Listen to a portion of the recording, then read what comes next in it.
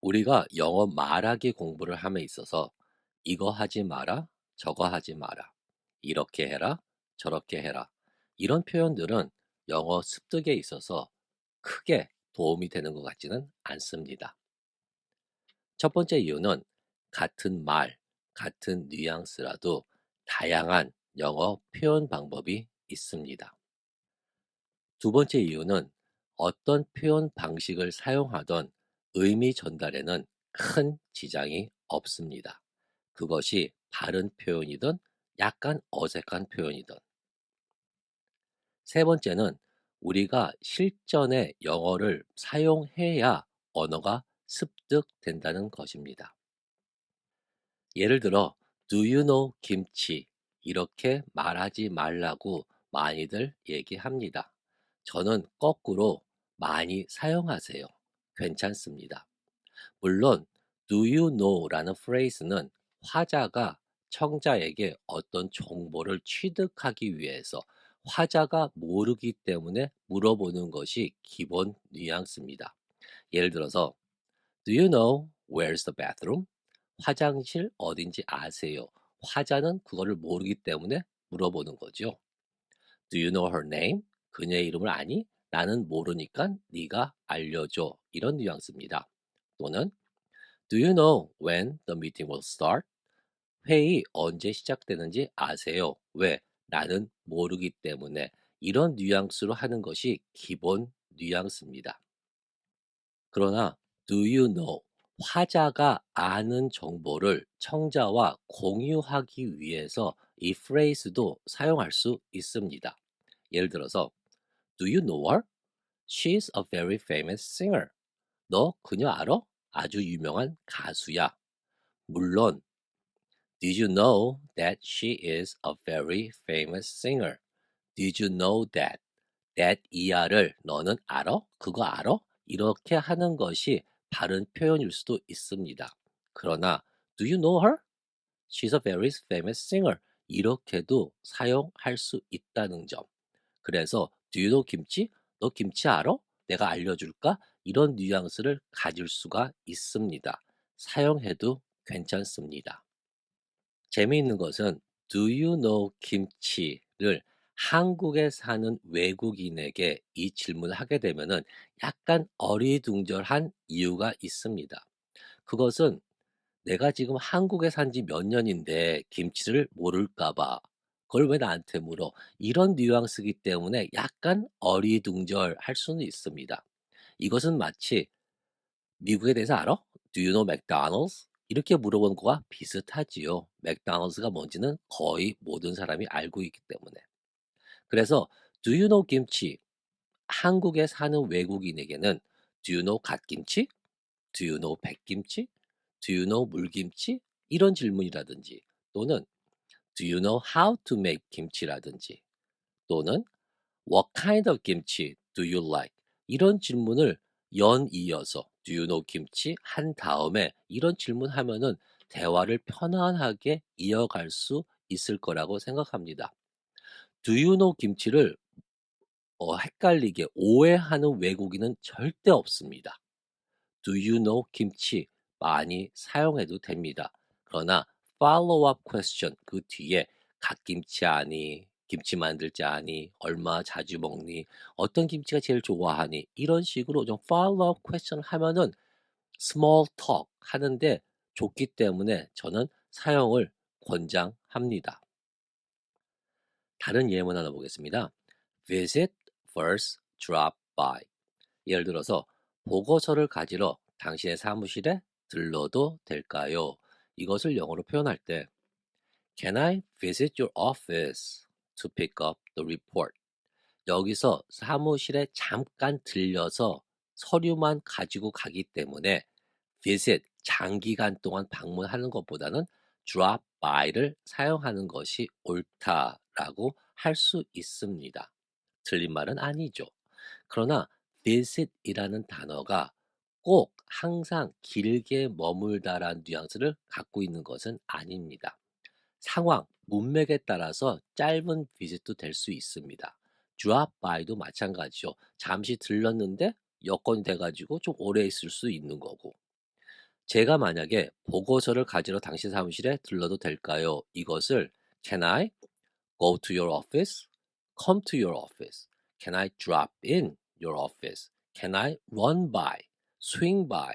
Skip by? Drive by? Walk by? Hop by? Come over? Come by? 모든 것을 다 사용할 수가 있습니다. 뉘앙스 다르냐고요? 문맥에 따라 조금씩 달라질 수는 있습니다. 그러나 요는 사용을 해 보셔야 그 뉘앙스를 느낄 수 있다는 점. 그리고 저는 여기서는 this를 사용하든 drop in을 사용하든 run by, walk by, hop by, I don't think it really matters. 그렇게 큰 의미 차이는 없을 것 같습니다. 말하는 사람도 그렇고 듣는 이도 크게 뉘앙스 차이는 못 느끼라고 생각합니다. 관사에 대해서 한번 살펴보겠습니다.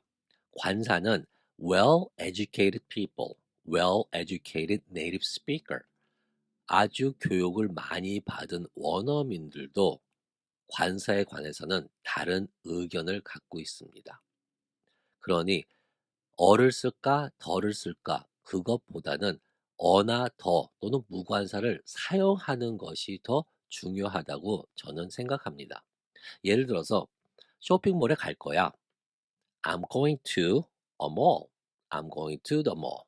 어를 사용하든 덜을 사용하든 의미 전달에는 큰 지장이 없습니다. 특히 이 문구에서는 어떠한 문맥에서도 어를 사용하든 덜을 사용하든 크게 차이는 없습니다. 물론 어떤 몰에 갈 거니? 네가 갔던 그 몰 있지? 거기에 갈 거야. 그럴 때는 덜을 써 주셔야 되지만 웬만하게 너 어저께 내일 뭐 할 거야? 나 뭘 갈 거야? I'm going to a mall. I'm going to a mall. It doesn't really matter. 그러나 학생들 중 한 명이 한국을 방문하도록 선발되었다.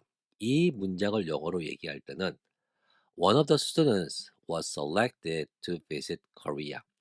여기서는 어를 써야 되는지 덜을 써야 되는지 이것은 구분하셔야 됩니다. 왜냐하면은 전치사 of 뒤에 나오는 것은 어떤 특정한 명사 중에 하나이기 때문에 이런 것들은 보편적으로 항상 어떤 특정한 것이 나온다는 것. of 뒤에는 가산명사 복수이며 그것을 덜을 쓰든지 아니면 소유격을 쓰든지 어떤 특정하다는 것을 말을 해줘야 됩니다. 이런 것은 공부하는 거고 계속 연습하는 거지요. 그러나 이거 외에 다른 것들은 어를 쓰던 덜을 쓰던 일단 사용해 주시기를 바라겠습니다. 다른 예문 하나 보겠습니다. 청혼할 때 결혼해 주세요. 결혼해 줘. 이것을 영어로 할 때 Would you marry me? Will you marry me? 어느 것이 바른 표현이냐? 바른 표현이라고 할 수는 없죠. 왜? 상황에 따라서 다르게 말할 수 있기 때문에. 예를 들어서 Would you marry me? 이것은 어떤 조건부가 달려있는 거라는 느낌이 듭니다. Would you marry me if 뭐뭐가 아직 문장이 안 끝났다는 이런 뉘앙스가 들어요. 이와 반면 Will you marry me는 거의 보편적으로 관용적으로 사용되는 거죠. 왜? 나랑 결혼해 줘. 너의 의지, 너의 생각을 묻고 싶기 때문에 Will you marry me? 이것이 청원하는 데는 보다 보편적으로 많이 쓰인다는 것. 그러나 어떤 조건을 달고 싶으면은 Would you marry me if 랄랄라 할 수가 있다는 점.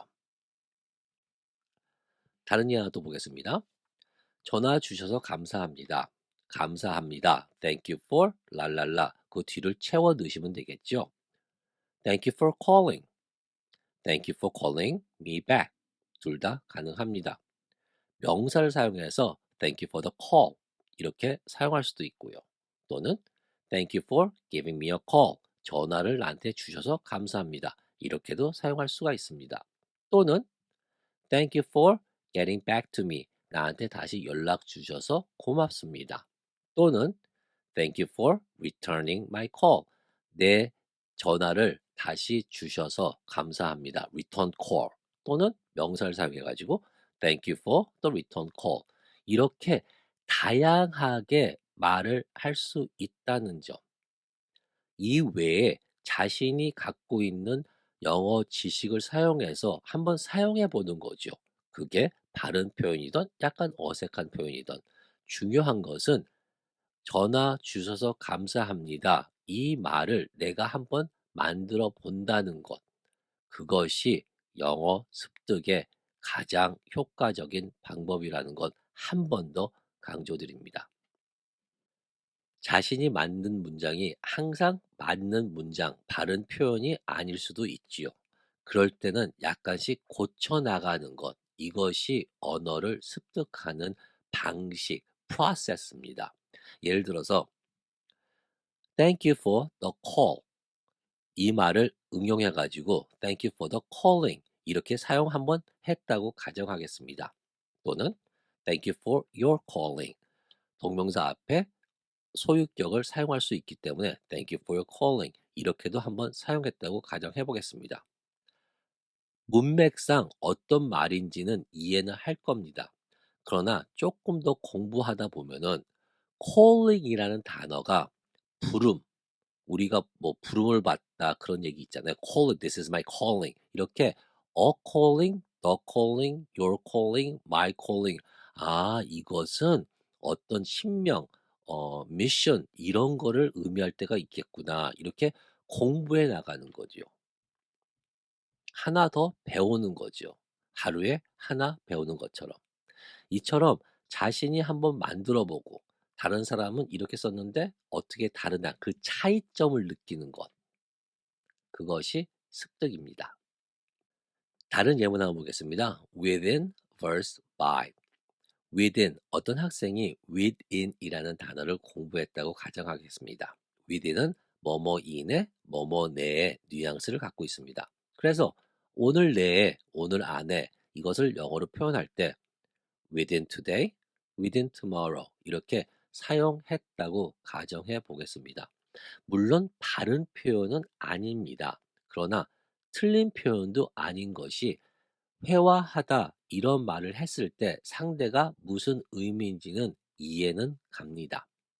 이 학생이 within을 조금 더 뭉치로 공부하다 보면은 within a day, within an hour, within a week, within 10 minutes, within minutes, within 24 hours. 이처럼 공부하다 보면은 아, within 뒤에는 어떤 잴 수 있는 기간, 시간, 일주일, 24시간 이런 것들이 많이 오는구나. 그래서 자기가 사용하는 within today, within summer, within vacation, 오늘 이내, 여름 전에, 휴가 가기 전에 효과 이내에 아, 이렇게는 잘 사용하지 않는구나. 자기가 사용한 것과 남들이 사용하는 것 또는 뭉치로 연습했던 거의 그 차이를 느꼈을 때 내가 아, 이렇구나 하면서 we call this an aha moment. 우리는 이것을 아하 모멘이라 그러는데 그때 습득이 되는 거죠. 중요한 것은 within today, within summer, within vacation을 써 봄으로써 그 아하 모멘이 생긴다는 것. I have to say, I don't know much, but I know a thing or two about language acquisition. 언어 습득에 대해서 조금은 관심이 있습니다. 아이들이 언어를 습득할 때는 보통 두 단어 뭉치를 많이 사용합니다. 엄마 나 화장실 갈래? 그럴 때 아이 빼고 엄마 빼고 그냥 go to bathroom. 그게 나 화장실 갈래? 이런 뉘앙스로 아이들은 얘기를 합니다. 그 다음에 엄마가 화장실 갈래? 나 화장실 갔다 왔어. 그럴 때 go to bathroom. go에다가 ed를 붙여서 과거를 만듭니다. 이것이 어린 아이들의 시행착오, try and error. 한번 해보는 거죠. 그러다가 계속 이거를 연습합니다. 남이 하는 것과 내가 하는 것이 조금 다르다는 걸 느끼면서 그때부터는 went to the bathroom. I went to the bathroom. 나 갔다 왔어. 이렇게 언어가 습득이 되는 겁니다. 어른이 영어를 습득할 때도 마찬가지예요. 무슨 얘기냐면은 language learners, 언어 학습자가 한순간에 language proficiency, 어떤 fluency를 단숨에 또는 뛰어넘어서 되는 것은 아니라 그 가운데에 있는 것이 trial and error, 시행착오를 겪어야 proficiency, 실력 향상이 되는 것이지 trial and error가 없이는 절대로 언어가 습득이 되지 않는다는 점 한 번 더 강조합니다. 그럼 trial and error, 시행착오는 어떻게 하는 것이냐? 그것은 영어로 말을 직접 하는 것이 가장 중요합니다. 이것은 불변의 법칙입니다. 영어를 직접 자신이 하고 싶은 말을 만들어 보는 것이 가장 중요합니다. 그 다음이 많은 예문들에 노출이 되어야 됩니다.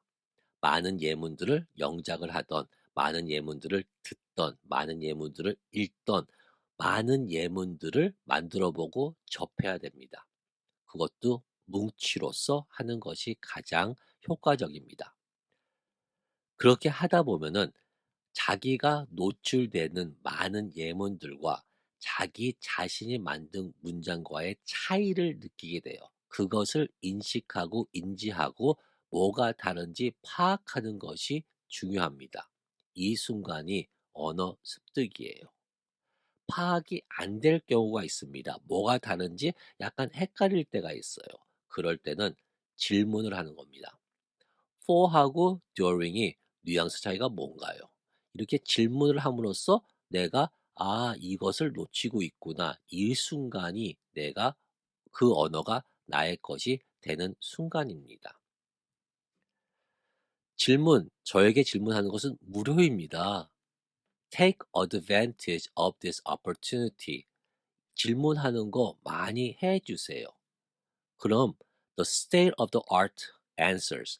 정말 제가 아는 모든 정보, 내가 모르는 것은 찾아서라도 제가 답, 설명 아니면은 영상을 만들어서 올려드리도록 하겠습니다. 선샤인 잉글리시 댓글란에 보면은 질문들 많이 올라와 있습니다. 그리고 제가 거기에 답을 많이 달아드렸습니다. 그것만 보는 것도 그 차이를 느끼면서 '아 이것이 다른 거구나.' 공부하는데 쪼끔은 도움이 되리라 생각합니다. As always, every day, in every way, I'm getting better and better. 어제보다 나은 오늘 되시기를 바라겠습니다. 감사합니다.